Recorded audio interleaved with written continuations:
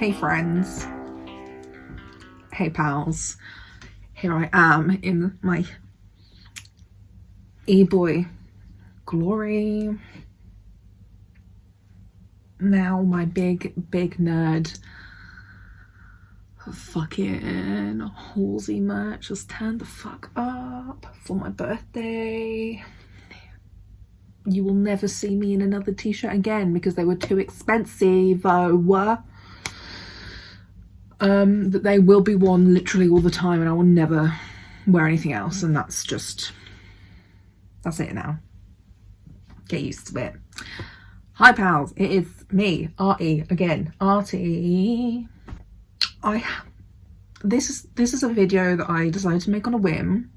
For a start, it is 5:45 in the evening. I'm going to be fighting the light, I am sure of it. I basically realised I am roughly at 6 months on my Adalimumab injections, and I thought, why don't we talk about that? 'Cause why not? I haven't really talked about anything specifically chronic illness or disabled related in a while, and I've had a year.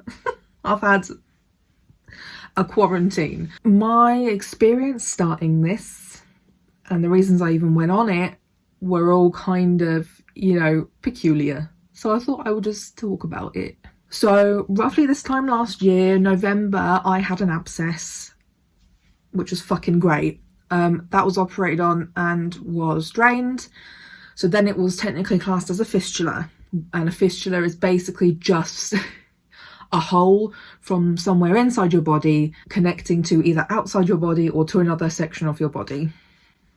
So mine comes out of my body. That was horrendous. I'm not going to go into that because I'm still dealing with the trauma of that in therapy, don't worry. But it took from November, March, it literally took 5 months for that to heal enough.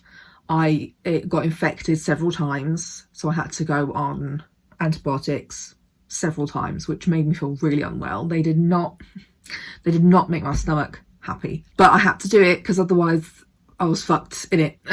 So I was meant to go on Adalimumab injections back in maybe somewhere between September and November of last year, 2019, but because of this abscess, which needed surgery, and you're not supposed to take biologics when you have surgery because it slows healing even more. And fucking hell, was my healing slow. My abscess, when it was drained, left a hole of almost an inch. It was about 2 centimeters deep. So that was a lot of body that had to build itself back. And then because of infections I kept getting in that, I then couldn't start it anyway. And by the time we got to the new year, January, I was like, do I even need to go on this fucking injection anymore? Do I need to start it? Because I'm not dealing with horrendous Crohn's symptoms anymore. My bloods and my stool samples were all showing reduced inflammation markers. Some of them were almost normal. The fuck? Literally, I was so close to normal. I got a bit full of myself. So that's another reason why it was put off, because I was like, what's the point? Why do I even need to go on them anymore? And then finally someone told me that actually the fucking injections could help the abscess/fistula healing and preventing it from coming back. Because basically when you get an abscess, the likelihood of getting another one is significantly higher. But if you can find a medication that helps keep the current abscess/fistula in good, I can't think what the word I'm looking for is, good nick, I don't know, then it's less likely and it's less of a worry, even though it is still quite likely it will come back. No one fucking told me that. So eventually I was like, you know what, go on then. The fistula had nearly healed up anyway. It had been looked at by a surgeon. He was like, yeah, doing good, we're getting there. I'm not worried. So I had all of these appointments with people right before lockdown in the UK hit. And I was really trying to get these appointments done. because not only were they like Crohn's related stuff that I've been trying to sort out for fucking months, it was also vascular and things like that I had been trying to get diagnosed for years. I'm pretty sure my first injection was very late March or early April of 2020. I talked through before about the logistics of the injections. It's every 2 weeks. There's a loading dose of 4 injections the first time, 2 injections the next time, and then it was just 1 every 2 weeks after that. You know, the usual shit of like, it makes you more likely to get like colds and flus and shit like that, because it suppresses your immune system, and that's basically how they control autoimmune diseases, to suppress your overactive immune system, basically. So I knew all of that, and I was like, sick, cool, fine. I had a quick chat with one of the pharmacists to be like, okay, so pandemic, just want to confirm again, because my options before were either doing adalimumab injections or infliximab infusions. And if you're new here, I've already had kind of like an anxiety around blood tests, cannulas, anything intravenous, basically anything that goes in my veins. Not a good time, but it's gotten worse. I've basically been traumatized by members of staff, which again, dealing with in therapy, I'm getting through it. We're getting there. I'm slowly getting, like, it's getting manageable. But like, this was part of what informed my decision, is that I often have severe panic attacks whenever I need a cannula put in. So I didn't want to have to come to hospital, have a cannula stuck in every 4 to 8 weeks, because that also depends on each person, how often you need it. And also have to be sat in hospital for 2 to 6 hours, I read, and that's again depending on the person. And that was before the pandemic. Basically, they confirmed with me that, yeah, we're better off going with the injections because I can get them delivered to my house and do them at home. Whereas there wasn't space in the IV unit place where you sit and get it all done. So even if I changed my mind and wanted to go there, there wasn't space. So, but also I don't have great veins. Again, if you're new here, I don't have good veins, which is part of the reason why I have panic attacks as well, is because I know people struggle to get the needle in. So I also didn't want to start a medication that meant I was going to be building up scar tissue so early at the age of 25. And this is going to be my life forever. This is a theme that will come up often in these kinds of videos of like, well, I'm 25 now and I'm roughly going to live possibly around 60 more years. That's a lot of time to be thinking about, with all the medications that I will have to have from here on out, scans, tests, you know, all that sort of thing, blood tests. So I basically wanted to do what I could to avoid further scarring around my veins, basically. So we went with injections and it was all good, fine. We had a nurse come to teach me how to do it, and it was a loading dose, so it was 4 injections in each of the zones. So the zones are your outer thighs and then like your lower stomach, sort of away from your belly button, because nearer the belly button there are nerve endings and stuff, and that's basically, you're trying to avoid nerve endings so it doesn't hurt as much. I had to do 1 on each thigh and then 1 on either side of my stomach. I was anxious. I can put in some clips because I filmed quite a few bits near the beginning because I felt like I would eventually make a video on this. Pardon me. The first few doing this myself, probably like the first 4 times I had to do this, I was quite nervous. Take your legs. Yes, they're out.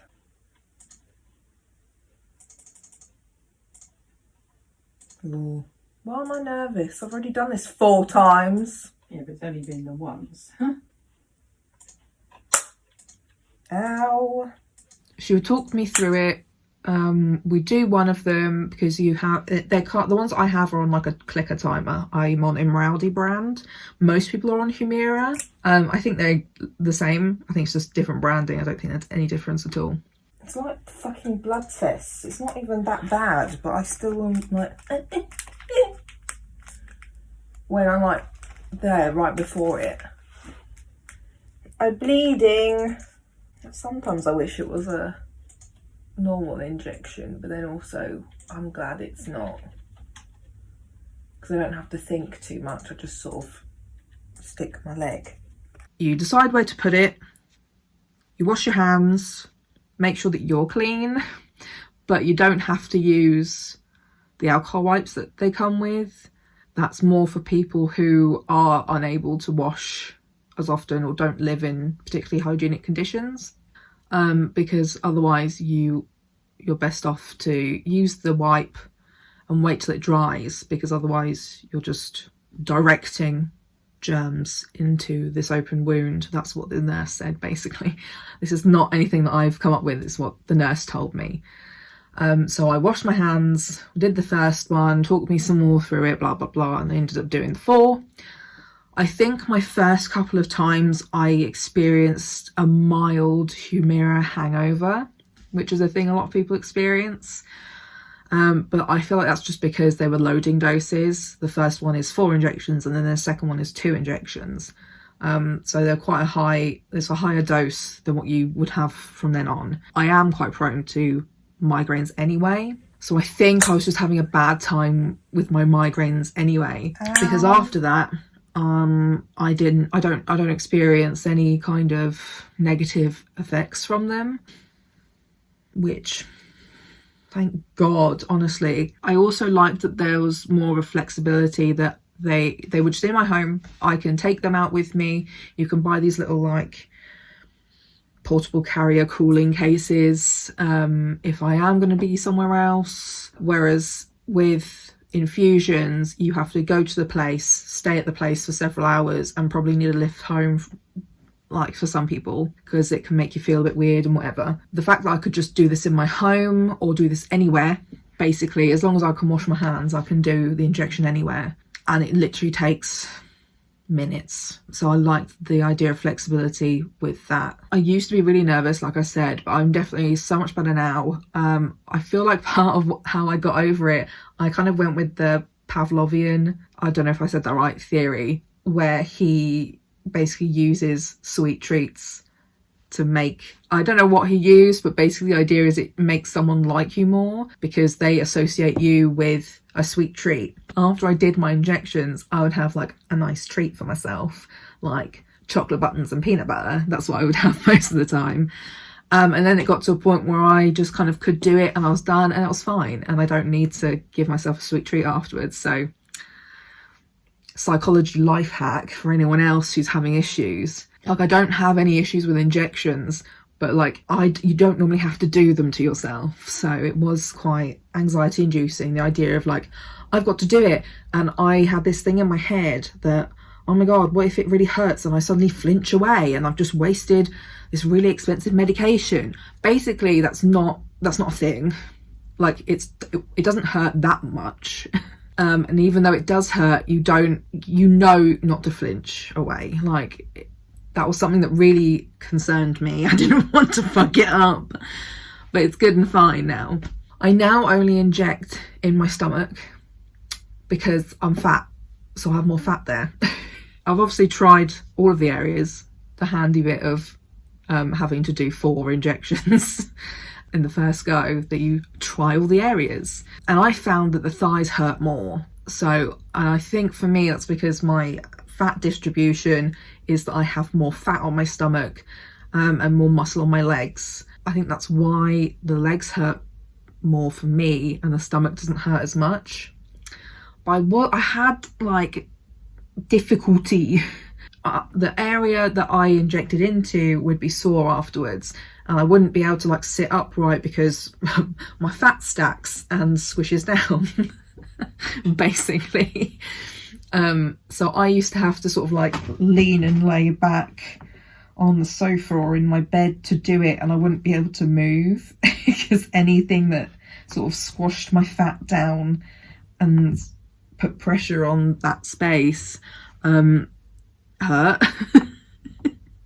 But I've also found that I can actually do it standing up, and that's not too bad either, because then the fat is stretched out and I can go around doing things still. I bleed a very small amount, so I gently hold a bit of cotton wool ball, whatever, on it until it stops bleeding. But yeah, like, it doesn't really hurt that much anymore. It is noticeable. It's kind of a weird feeling because you can feel the stuff going in. Doesn't quite feel the same as like a flu jab. I think at around the 4 to 5 month point is when we changed my dose from one injection every 2 weeks to 1 injection every week, because it just wasn't doing enough for my inflammation levels.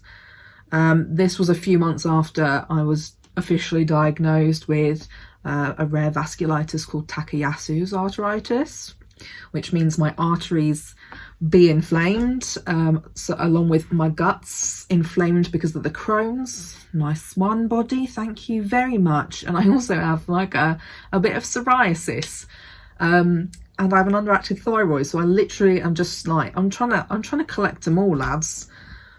Pokemon who? There have been some improvements in my other like health aspects, and I think that has come from the injection. Adalimumab injections are used for like quite a wide range of inflammation based autoimmune problems, including arthritis. And I have actually found that since starting them, my joint pain has gotten a lot better. So I'm like, well then, what? Cool, nice one, lads. My Crohn's symptoms have improved, even though my stool tests still say, bitch, you inflamed. The actual living life is not doing too badly. TMI, by the way, this is going to get worse from here on out. I used to have really chronic diarrhea, don't have that anymore. Also lots of like really awful flaring, pains, cramping. Not had any of that since maybe this time last year, which is kind of crazy. I've also spoken to my doctor, my gastro consultant, who confirmed that the fistula that got a rescan in May is actually looking really good. So that was what, two or 3 months on adalimumab, and he was actually really surprised at how good it looked. So that's not really a worry to him anymore. Obviously it's something we have to be aware of because they can come back, as I've said. It looked so good in May that actually he thinks the adalimumab injections must be playing a role in keeping it good and well, which is also a nice one because that was the worst.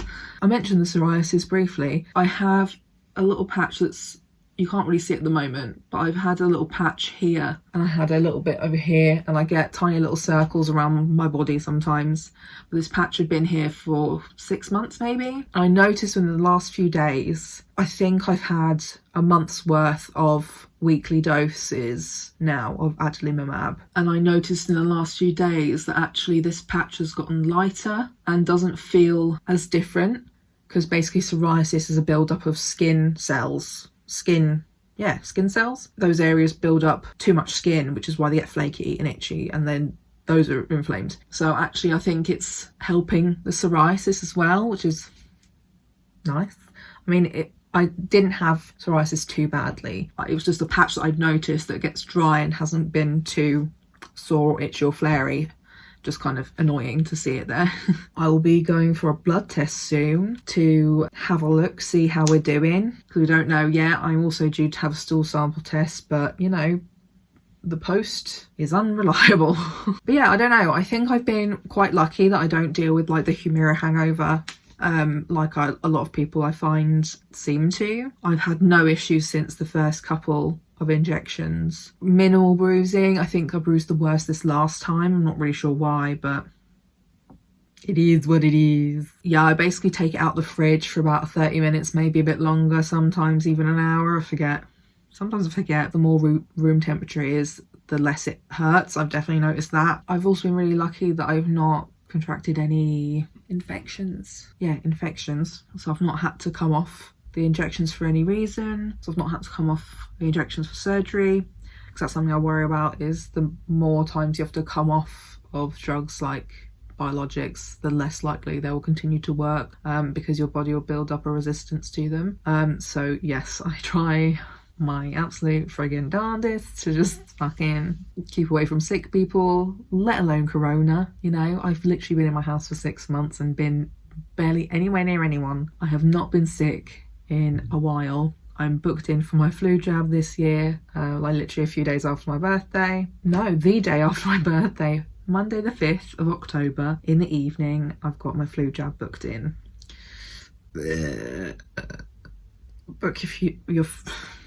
Book your flu jabs, lads. Keep it healthy. I've had no allergic reactions, which is great. You know, I feel like I've been pretty lucky with how the drug has sort of reacted with my body, except from that it's just not done enough yet. So right now we're not really sure. We're just gonna see how it goes. Send you good vibes for me that the weekly injection will work. Because I'm also on fucking steroids still. I would like to come off those. Currently, that's how it is. I'm doing all right. I feel like it's okay. Least of my problems, to be honest. Hopefully it will start helping with overall inflammation levels. Hopefully we'll see the inflammation come down again and stay down even when I come off steroids or try to come off steroids. Yeah, because my gastro said that because it's clearly helping with Crohn's symptoms, he wouldn't want to take me off of it to try something else that we don't know will work at all, just because it's not working enough. They want to exhaust what we have, but not right away, because having Crohn's and Takayasu's is very rare. Not a lot can be done about either of them on their own. They are very annoying things to have separately. Takayasu's is super rare on its own. It's something like 2.5 people per million are diagnosed with this. But having Takayasu's and Crohn's is even more rare and even harder to deal with. A lot of the medications overlap, luckily. From my research I've done, I've seen infliximab and adalimumab and some of the other mabs have been used for both, just not as often. There are a few other medications we could possibly be trying. I think we're leaning towards infliximab as the next possibility, but I think I want to discuss that with him again and see if maybe it'd be possible to use adalimumab and the tocilizumab together as a next option. If my current injection is working for my Crohn's, I don't really want to come off it and risk everything that I went through last year, because that was bad. It was so bad.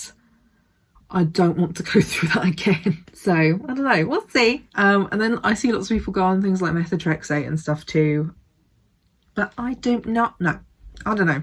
We're hoping that this weekly dose is enough and is what I need right now, so send your vibes. If anybody sees or knows of or finds any studies, link me, bitch. I want to know.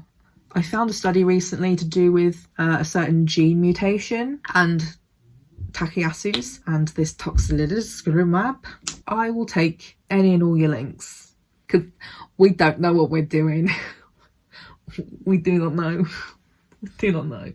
On the upside, the vascular team are like, we're not going to operate on you, don't worry. And I was like, thank you, bitch. At least someone listened to me. Yeah, also kind of mental, you know, because I've been on that 6 months. We've been in a pandemic for 6 months, actually longer, really. And this is a medication that put me in the high risk category along with steroids as well, because it made my immune system weaker. So that was great, going through this 2020 with an even weaker immune system than I already had to begin with. So wear a mask. Wear a mask! You know, that's been my experience so far. If you have any other questions, anything else that you're interested in knowing about, or if you're thinking about going on it next, you know, leave a comment down below. Also, it's my birthday on the Sunday after this video goes up. So this goes up on a Thursday. The Sunday that comes after that is my birthday. I will be 26 and we are still in a pandemic. So send me some fucking happy birthdays, alright? Because this is fucking horrible. I hate it here. I hate it here. I hate it here. But at least I've managed to finish before the sun actually fully sets. So there we go. Thank you. Leave a like and subscribe for more of this gay, disabled mess.